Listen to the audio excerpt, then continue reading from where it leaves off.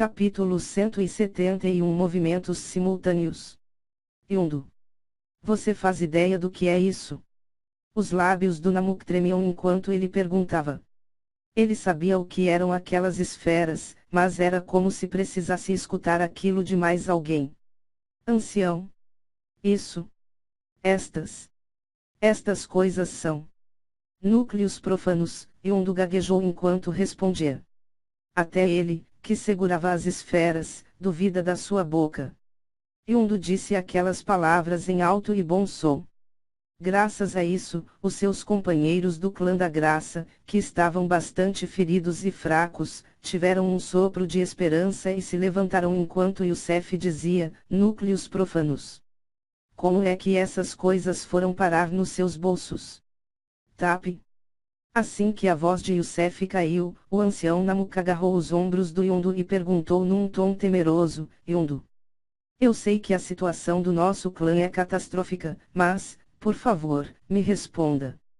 Você não roubou esses núcleos, roubou? A última reação do ancião Namuk era bastante compreensível, pois, se Yundo tivesse roubado aqueles itens tão preciosos. Esqueça da terrível situação atual do clã da graça, porque o único destino que estaria à espera deles seria uma total e cruel erradicação. Todo o clã da graça seria aniquilado, sem nenhuma piedade. Diante da preocupação do ancião Namuk, Yundo sacudiu as mãos e a cabeça, a fim de afirmar que não tinha cometido nenhum crime. Também, enquanto o corpo dele fazia de tudo para convencer o ancião Namuk da sua inocência, a boca dele falou, eu juro. Eu juro que eu não roubei nada. Eu nem sabia que estas coisas estavam nos meus bolsos. O olhar do Yundo era sincero e transmitia tudo o que ele estava sentindo. Graças ao olhar puro dele, o ancião Namuk, que ainda tinha medo de alguma represália do verdadeiro dono daqueles núcleos, sacudiu Yundo novamente e perguntou, Yundo, eu confio em você, mas... Pense. Como é que eles foram parar aí? Quem poderia tê-los perdido? Você trocou de gôndola com alguém? Yundo começou a refazer os seus passos na mente, contudo, por mais que ele se esforçasse e tentasse analisar cada uma das suas lembranças, ele não conseguia distinguir qual era o momento daquele dia que fez com que aqueles núcleos parassem ali. Ei! Yundo! Quando a gente estava saindo da cidade. Será que, de repente, enquanto Yundo espremia as próprias memórias, Youssef falou, como se tivesse chegado a uma conclusão. Imediatamente, Yundo se lembrou do momento da trombada entre ele e Zhaotian.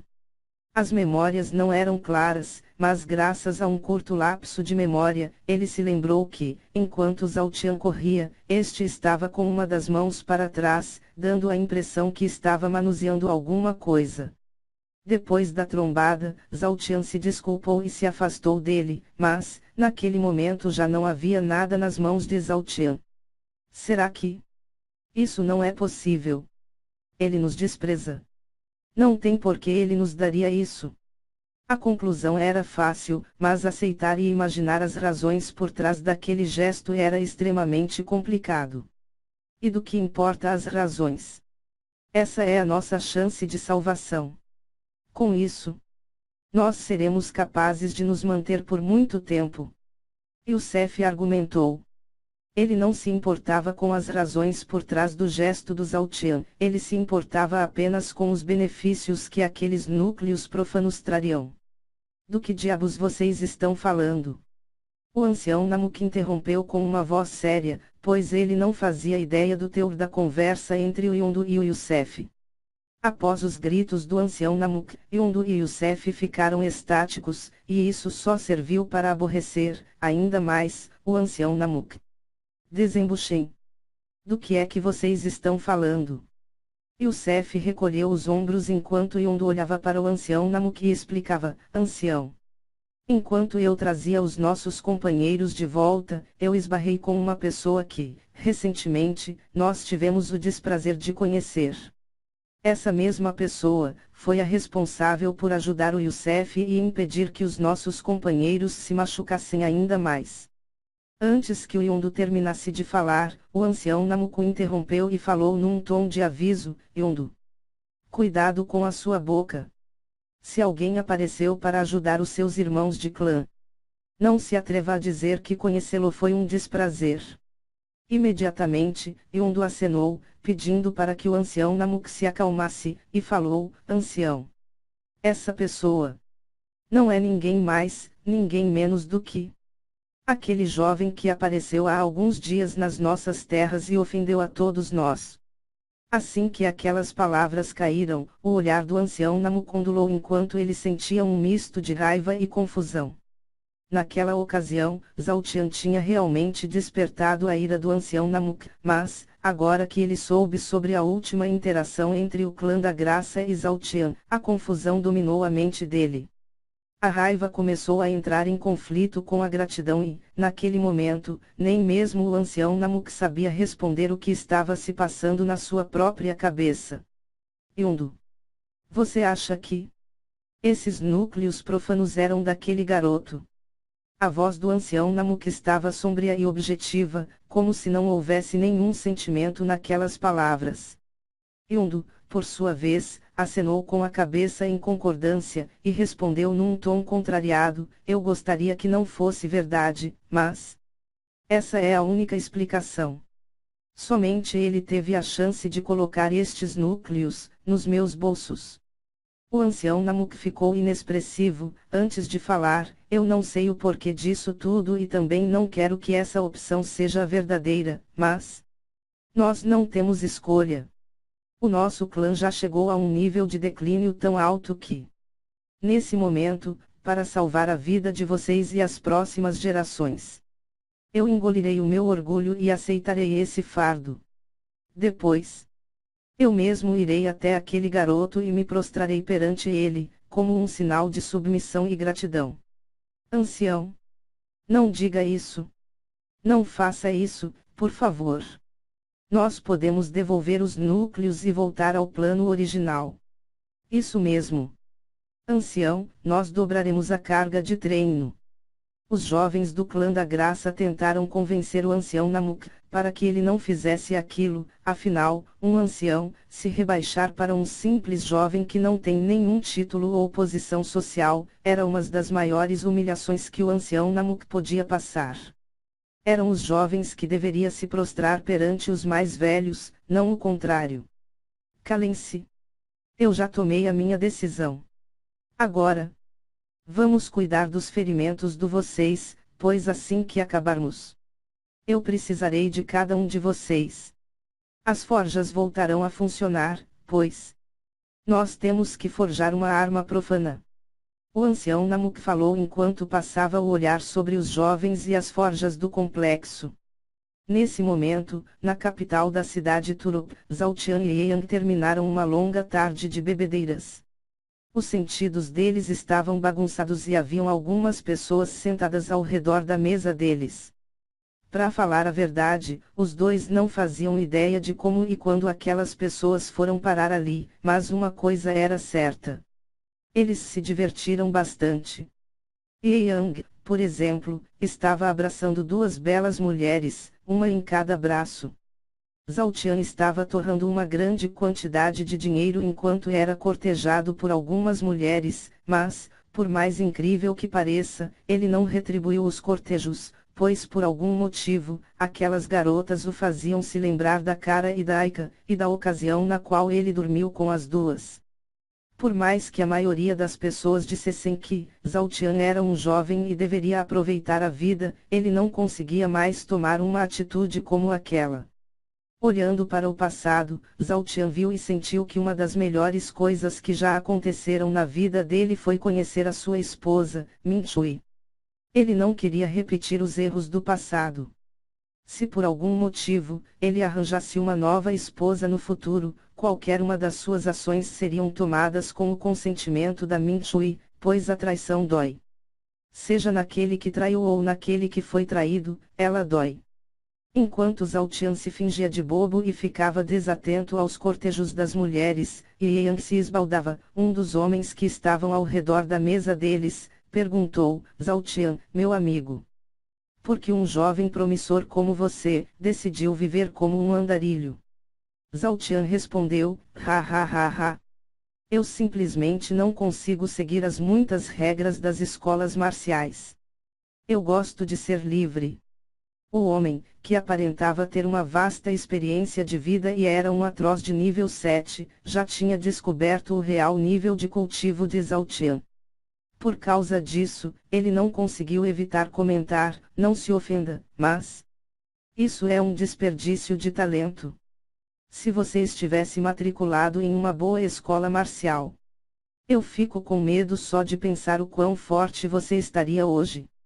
Zhao Tian, por sua vez, sacudiu as mãos e respondeu, ha ha ha ha. Eu me viro bem sozinho. Imediatamente, vendo o quão confiante de si era o Zhao Tian, o homem gargalhou e falou, ha ha ha ha ha. Eu adoraria te ver lutando no torneio dos melhores. Você já chegou a cogitar essa possibilidade? Zhao Tian sorriu e respondeu, por enquanto, não houve nada que tenha chamado a minha atenção ou me atraído para esse torneio. O homem deu um olhar analítico para Zhao Tian e perguntou, o que nesse mundo é capaz de chamar a sua atenção? Fama e prestígio não são o suficiente. Zhao Tian, eu não sei. Eu acho que sou movido por vingança, honra e grandes desafios. Ha ha ha ha ha. Bom garoto. O homem elogiou, antes de dizer, são esses tipos de coisas que nos fazem extrair o máximo das nossas capacidades e realmente nos proporcionam um crescimento de poder. Quanto maior o desafio, maior será a determinação e sede de poder. Agora, eu estou começando a entender o porquê de você não estar em uma escola marcial. Obrigado, o senhor está sendo muito gentil. Assim que o homem terminou de falar aquilo, Zhao Tian agradeceu, pelos elogios, e perguntou, só por curiosidade. Como é o funcionamento desse torneio dos melhores? Qualquer um pode se inscrever. O homem deu um sorriso de canto, e explicou, para participar do torneio, o candidato deverá ter, no máximo, 23 anos de idade. Antigamente, não era necessário que o candidato representasse algum clã, escola marcial, ou classe social, porém, desde a última edição, foi acordado que essa seria uma das exigências do torneio. Não há nenhuma exigência de nível ou reino marcial, mas é um fato que, aqueles que não estejam, pelo menos, nos estágios finais do reino da alma, não têm nenhuma chance de vitória. Assim que as palavras do homem caíram, Zhao Tian ficou ainda mais desanimado com o torneio dos melhores, e disse, realmente, não há nada que tenha atraído a minha atenção. Para participar desse torneio, eu teria que me unir a uma escola marcial ou clã. Ha ha ha ha. Quanto a isso, isso não é um problema. O homem falou, antes de continuar, várias escolas e clãs recrutam jovens fortes para participarem do torneio. Muitos deles os deixam após alguns dias do término do torneio. Você está falando sério? Isso é pra trapaça. Zhao Tian comentou. Realmente, não é algo muito justo, mas é por causa disso que as pessoas sem cultivo conseguem ter um representante no torneio. É uma troca de benefícios mútuos, pois aqueles que ganham conseguem uma vaga no conselho da prefeitura e os lutadores recebem uma quantia considerável de dinheiro, para representarem esses grupos. O homem explicou. Vendo por esse ponto de vista, parece ser mais justo do que eu pensava. Eu estava me perguntando sobre como as pessoas sem cultivo faziam para ter um representante no torneio, Zhao Tian comentou. Essa foi a única maneira de possibilitar a participação deles no torneio. Contudo, acabou que todos foram beneficiados por essa regra. O homem falou. Depois que a voz do homem caiu, Zhao Tian fez uma expressão pensativa, e mudou de assunto, senhor. Eu posso te fazer uma pergunta? Sim, é claro. O homem respondeu. Recentemente, eu me deparei com uma estrada fortemente protegida pela guarda de Turop. Eles simplesmente me mandaram dar meia volta e me afastar. O que é que tem naquele lugar? Por que há tanta proteção no entorno da floresta? Zhao Tian comentou e perguntou. Imediatamente, o homem coçou a cabeça, como se também tivesse as suas dúvidas, e respondeu: você deve ter se deparado com a estrada para a montanha sagrada. Aquele é o lugar mais protegido de Turop. Somente 2 homens sabem o que existe naquela montanha, mas uma coisa é do conhecimento de todos. O próprio Momoa deu instruções para que ninguém se aproximasse da montanha. Depois, o santo Gaspar fez questão de reforçar essas ordens. O homem terminou. Após a voz do homem cair, Zhao Tian fez uma expressão confusa, pois, ao que tudo indicava, ninguém sabia ao certo o que tinha naquela montanha. Também, ele não fazia ideia de quem eram aqueles 2 homens citados, mas era claro, pelo tom de voz do homem, que aqueles 2 possuíam bastante prestígio e admiração das pessoas. Por causa disso, Zhao Tian perguntou: Momoa, Gaspar, quem são essas pessoas? O homem deu um olhar chocado para Zhao Tian, e perguntou: você nunca ouviu falar desses 2? De qual buraco você saiu? Eu saí de Andros há pouco tempo. Eu realmente nunca ouvi falar desses 2. Zhao Tian respondeu com um leve tom de vergonha. Imediatamente, o homem bateu na testa, e disse: as pessoas de Andros são mesmo enganadas pelo imperador Yangao. Ele se endeusa e convence a todos de que é o homem mais forte do mundo. Depois de dizer aquilo, o homem olhou para Zhao Tian e falou: garoto, escute bem o que eu vou te falar. O grande Momoa é o homem mais forte do continente Rio. É graças a ele que nenhum outro continente, principalmente Causiandros, nunca tentou invadir as nossas terras. O grande Momoa é capaz de exterminar um exército inteiro, com um simples sacudir dos seus braços. O santo Gaspar é o segundo na liderança do continente Rio. Ele também é conhecido como o 7 graus general do exército de Yanxiu. Juntos, esses 2 são os maiores líderes que o continente Rio já teve. Então, se eles ordenarão o fechamento da montanha sagrada e a proteção ininterrupta daquele lugar, ninguém ousará contrariá-los, mesmo que todos estejam curiosos sobre os motivos. O homem terminou de falar, num tom admirado. Gaspar. Momoa, Zhao Tian murmurou enquanto pensava em como seriam essas 2 pessoas, principalmente o Momoa, pois, se baseando nas palavras e no tom do homem, dava a entender que ele tinha um poder capaz de rivalizar com Yangao e Yanxiu. De repente, enquanto Zhao Tian pensava, Yang se levantou, completamente bêbado, agarrado às 2 mulheres, e falou enquanto embolava as suas palavras: Zhao Tian, eu vou ao hotel. E vou levar essas 2 garotas comigo. Imediatamente, Zhao Tian sorriu e falou: você acha consegue chegar até lá? Yang respondeu apenas com um sinal de joia e um sorriso escancarado. Zhao Tian acenou com a cabeça e disse: evite confusões. Rapidamente, uma das garotas sorriu e falou: nós cuidaremos muito bem dele. Assim que a voz da garota caiu, Yang apontou o dedo para a saída e falou num tom animado: garotas, vamos para o meu ninho do amor. Os 3 saíram do bar enquanto Zhao Tian permanecia sentado por mais algum tempo. Depois de alguns minutos, Zhao Tian se levantou e se despediu enquanto colocava algumas moedas sobre a mesa. Amigos, eu tenho que ir, mas foi um grande prazer beber com vocês. A próxima rodada é por minha conta. Todos no bar comemoraram e levantaram os seus copos. Zhao Tian, tente considerar a hipótese de participar do torneio dos melhores. O homem com quem Zhao Tian estava conversando, falou em tom de despedida. Zhao Tian acenou com a cabeça e saiu. Fiquem a postos. Nós estamos com o ruivo.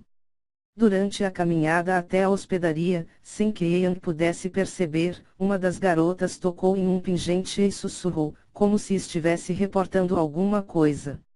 Dentro de um salão, em algum lugar de Turop, um mendigo olhou para o lado e falou: mestre, elas estão prontas para agir. Ótimo. Capturem-no vivo. No mesmo salão, Murdoch deu um sorriso sádico, e ordenou. Imediatamente, o homem retransmitiu a ordem, através de um amuleto de transmissão sonora: prossigam.